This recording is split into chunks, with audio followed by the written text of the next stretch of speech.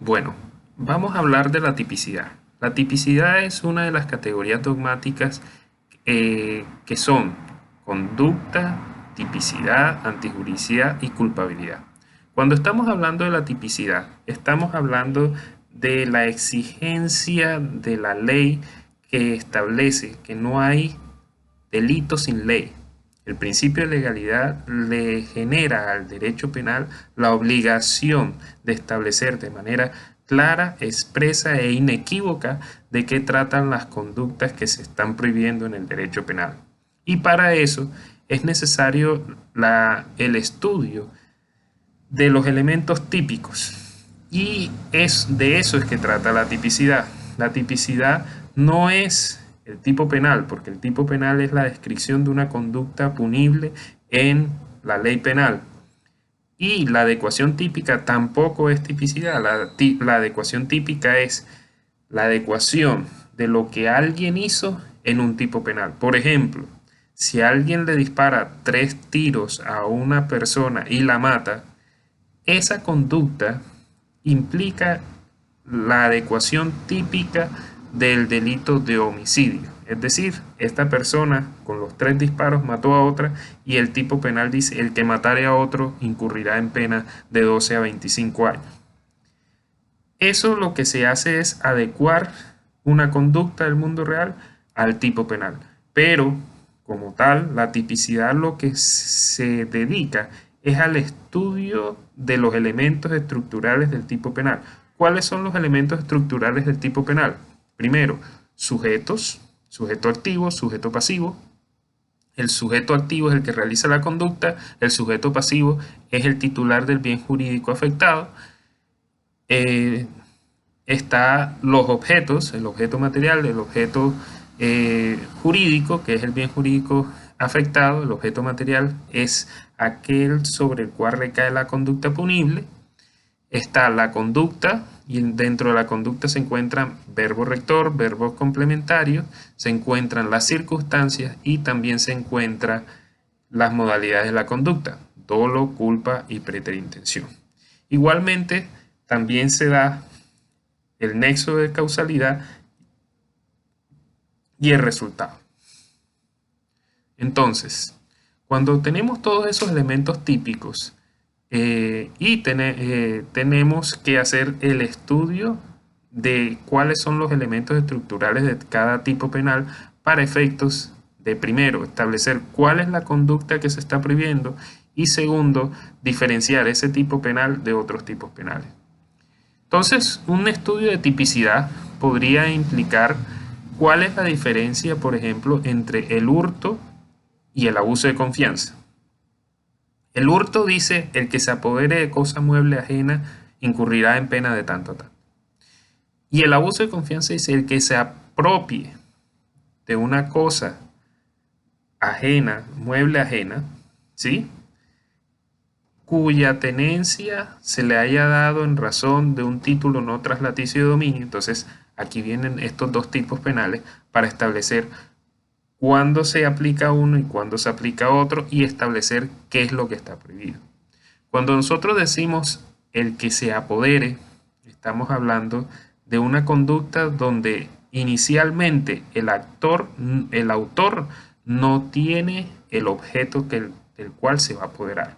Mientras tanto, cuando estamos hablando en el abuso de confianza, apropiarse significa que el autor tiene ya el objeto que se va a apropiar, que se le ha entregado bajo un título no traslaticio de dominio. Entonces, alguien me entrega un dinero para que yo le pague una cuenta bancaria o digamos, una deuda en el banco. Y yo, en vez de pagar esa cuenta bancaria en nombre de él, pues me lo apropio y lo utilizo para mis fines propios. En ese caso, no podríamos hablar de un hurto, porque el hurto se requiere que yo en inicio no tenga el bien que me estoy apoderando. En cambio, en el abuso de confianza sí. En el abuso de confianza yo puedo tener ese bien en mi poder y después es que me lo apropio. Es decir, estoy actuando como señor y dueño sin tener esa capacidad porque solamente soy un tenedor o un administrador de ese bien. Mientras que en el hurto yo le extraigo a esa persona el bien que se encuentra en su poder. Entonces, cuando yo hago todas estas diferencias con base en los elementos típicos, encuentro que en efecto lo que estoy haciendo es un estudio de tipicidad, primero para establecer cuáles son los elementos estructurales del tipo penal y después establecer cuál es la diferencia de ese tipo penal de otro tipo penal que puede parecerse. Entonces, por ejemplo, también podemos hacer una comparación entre el peculado y el abuso de confianza.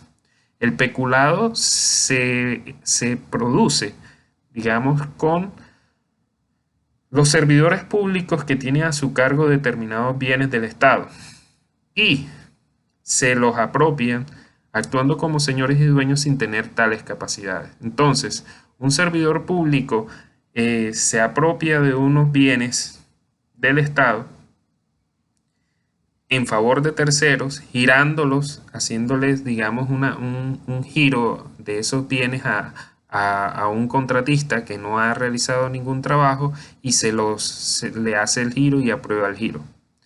En esa situación, el servidor público tiene la disponibilidad de los recursos, tiene una limitación para esa disponibilidad porque solamente puede disponer si el contratista cumple con su contrato. Si no cumple con su contrato, el giro no puede ser legal. Y este servidor público, a pesar de que el contratista no ha realizado el contrato, lo gira y en esa situación realiza un acto de apropiación en favor de terceros. ¿Por qué hay peculado? Porque primero es servidor público, segundo son bienes del Estado y tercero dispuso de ellos apropiándose a favor de terceros de recursos que están bajo su custodia, tenencia o administración.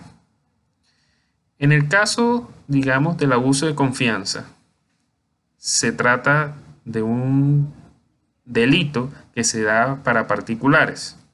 Entonces, en el mismo caso, podríamos hablar de un representante de una empresa que para favorecer a un amigo firma un contrato de prestación de servicio y le dice, bueno, tú firma este contrato de prestación de servicio y yo te voy a pagar, pero tú no vas a hacer ningún trabajo.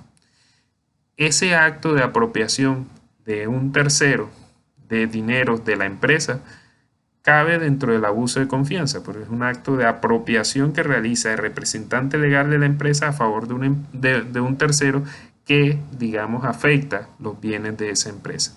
Ya aquí estamos hablando de un particular que se apropia en favor de terceros de un recurso que no es del Estado, sino es de un particular y cuya tenencia, custodia, se la habían otorgado a través de un título no traslaticio de dominio, que es un encargo fiduciario. Todo lo que estoy haciendo aquí de establecer cuáles son los elementos estructurales de cada tipo y para qué sirve cada uno de los tipos penales es lo que nosotros llamamos tipicidad.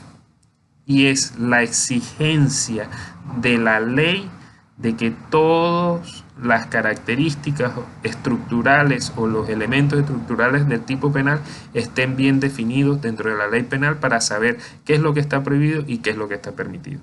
Eso es la tipicidad.